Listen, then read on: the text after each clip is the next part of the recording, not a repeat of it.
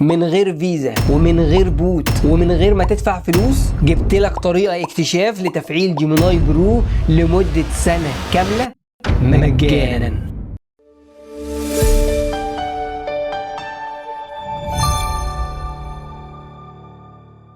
السلام عليكم، معكم طارق جاد. وانا عارف ايه اللي بيدور في دماغك دلوقتي. هو مش قال في الفيديو اللي فات ان دي الطريقه الوحيده لتفعيل جيميناي برو؟ هو ازاي بننزل طريقه تاني على طول كده جديده ومختلفه؟ الاجابه سهله وبسيطه يا صديقي. انا لقيت طريقه جديده اكتشاف لسه نازله جديد هتفعل كل حاجه بنفسك. ركز معايا كويس جدا، انا هقسم لك الشرح الخطوات علشان الموضوع يكون سهل وبسيط. الخطوه الاولى، في الخطوه دي يا صديقي كل اللي عملته ان انا دخلت على موبايل اندرويد، انشات حساب جوجل جديد، وللامانه انا كتبت الاسم واسم العائله اسماء من الهند. هندخل دلوقتي من الموبايل على جوجل بلاي مثلا ونبدا نضغط انشاء حساب جديد. هتظهر صفحه تسجيل الدخول، هنضغط على انشاء حساب جديد، نختار لنفسي، نبدا نكتب الاسم الاول، اسم البنت، اسم العائله، ونضغط التالي. نكتب السن في حدود ال 2007 علشان تكون في عمر ان هي طالبه جامعيه، 2007 2006 2005، ما تزودش عن 2007 لان لو دخلت في 2008 بالذات في اخر 2008 كده هتكون انت تحت سن 18 سنه ومش هتعرف تضيف افراد عائله في الحساب بتاعك. بعد كده تضغط التالي. مش هيطلب منك رقم موبايل لان هو بيديك من 3 ل 5 محاولات كل شهر تقدر تعمل بيهم حسابات على الموبايل بتاعك من غير ما يطلب منك رقم موبايل.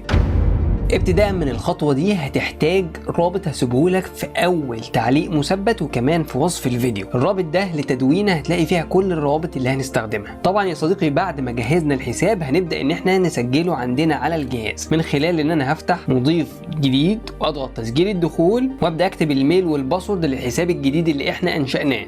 شكرا. هنا طبعا هنبدأ ندخل بقى على رابط التدوينة اللي انا سايبهولك بالشكل ده، وهندخل على اول خطوه في تثبيت الاساسيات اللي احنا محتاجينها الا وهي الفي بي ان. لو انت زي يا معلم بتستخدم المتصفح، كل اللي عليك اضغط على الاختيار ده علشان تبدا تثبت نسخه المتصفح. تضغط تثبيت او الاضافه لكروم، تضغط تثبيت الاضافه، هيبدا في تثبيتها معاك. اما لو انت على الموبايل اندرويد في برامج كتيره، انا مرشح لك برنامج سهل وبسيط ومجاني اسمه باندا لايت في بي ان. اول ما تضغط عليه هيوجهك للمتجر وتقدر ان انت تثبت الاداء. بعد ما تثبت الاداء بالشكل ده هتفتح معاك واجهه جديده زي ما انت شايف كده. نبدا نضغط جيت ستارت ونوافق على السياسات ونضغط كونتينيو، نكتب الكابتشا. هتفتح معانا واجهه الفي بي ان بالشكل اللي انت شايفه ده. كل اللي احنا محتاجينه ان احنا نتصل بالهند. هنضغط على الهند بالشكل ده، وبكده احنا مستعدين ندخل للخطوه الثالثه. والخطوه دي هي اللي فيها الاكتشاف كله. موقع سري جامد جدا هيديك الفتره المجانيه لمده سنه على حسابك اللي انت لسه عامله جديد. هتضغط على رابط الموقع بالشكل ده وتبدا تمشي معايا في خطوات التسجيل زي ما انا هعمل بالظبط بكل التفاصيل. هتضغط على كونتينيو ويز ايميل، ما تضغطش على جوجل، اضغط كونتينيو ويز ايميل. وفي واجهه جديده هتبدا تدخل على الجيميل بتاع الحساب اللي انت سجلته. بعد كده هتبدا تاخد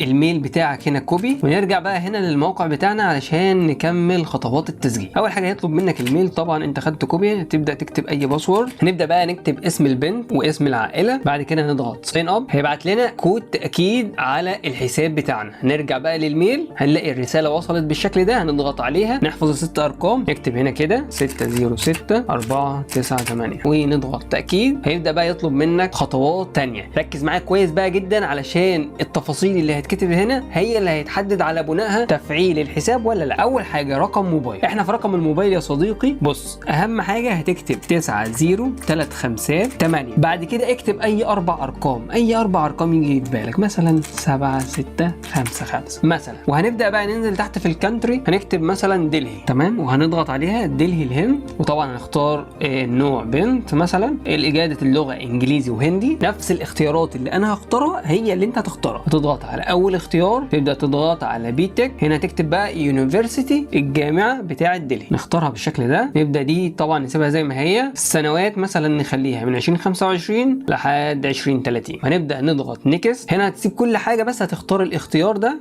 وهنضغط نيكست. هنا بقى يا معلم هتختار جوب، تضغط ان اوفيس، تسيب كل حاجه بقى زي ما هي وتضغط فاين. كده يا صديقي انت سجلت حساب جديد بالطريقه الصحيحه زي ما انا عملت بالظبط. هتظهر لك اول حاجه خالص المده المجانيه بتاعت جوجل لمده 12 شهر. هتضغط على انلوك جوجل اي اي بلس. هتظهر معاك الواجهه دي بالشكل ده بالظبط. لو انت عملت اي حاجه غلط هنا هيظهر لك علامه خطا في النقطه دي بالذات. هنضغط دلوقتي على تجميع الان، هيبدا ينزلنا للاسفل. هتظهر معانا الواجهه دي، نبدا نضغط ستارت فري 12 مانث تريلر، نضغط عليها. وبكده يا معلم مبروك عليك، انت اخدت العرض على الحساب بتاعك. ولكن يا صديقي في نقطة مهمة جدا لازم تتعمل، ودي هنعملها في الخطوة الرابعة. هنبدأ بقى يا صديقي ننزل للأسفل كده ونضغط على بدء فترة تجريبية. بس قبل ما نضغط هنرجع الأول للفي بي ان بتاعنا ونقفله خالص. بعد ما قفلنا الفي بي ان هنرجع للواجهة دي وهنبدأ نضغط على بدء الفترة التجريبية.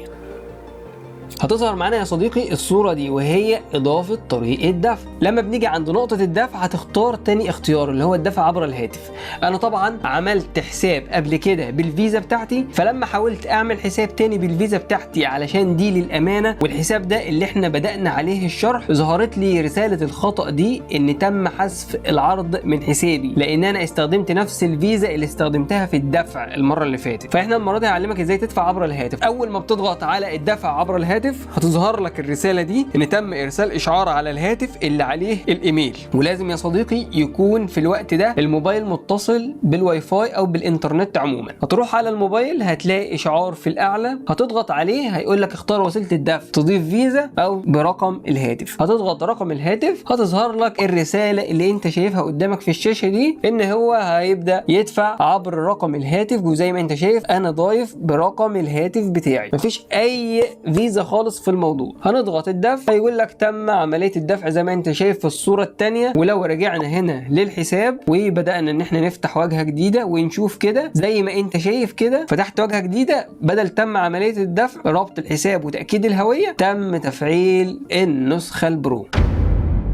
نيجي بقى يا صديقي لأهم نقطة واللي الناس بتسألني عليها كتير، ازاي احذف الفيزا من الحساب علشان ما يخصمش، او ازاي احذف وسيلة الدفع اللي انا ضفتها، رقم الموبايل بتاعي او ايا كان. كل عليك يا صديقي لو انت دخلت على إدارة الحساب هتلاقي وسيلة الدفع زي ما هي كده، مش هينفع نحذفها من هنا خالص. علشان تحذف ملف الدفع بالكامل بجميع طرق الدفع اللي فيه هتطلع في واجهة جديدة وهتكتب جوجل باي وتضغط انتر وتدخل على اول نتيجه تظهر لك، وهتنزل لخانه السيتنج هتضغط عليها، تبدا تختار على بيمنت بروفايل او ملف الدفع وتبدا تنزل لاخر الملف خالص. هتلاقي عندك اختيار صغير كده اسمه كلوز بيمنتس بروفايل او اغلاق ملف الدفع. هتضغط عليها بالشكل ده، هيطلب منك الباسورد، هتكتب الباسورد طبعا. بعد كده تظهر معاك الواجهه دي، بيسالك بيقول لك انت ليه عايز تقفل ملف الدفع، قول له مالكش دعوه. وبعد كده هتضغط كلوز وبس كده يا صديقي تم حذف ملف الدفع. لو رجعنا هنا للخانه دي بتاع ملف الدفع بتاعنا وعملنا ريفريش، مفيش اي وسيله دفع موجوده في الحساب والحساب متفعل عليه البرو. ولو انت لاحظت الحساب عاملينه بنفس الاسم اللي عملنا بيه الحساب اللي فشلت فيه المحاوله الاولى لما حاولت اضيف الفيزا.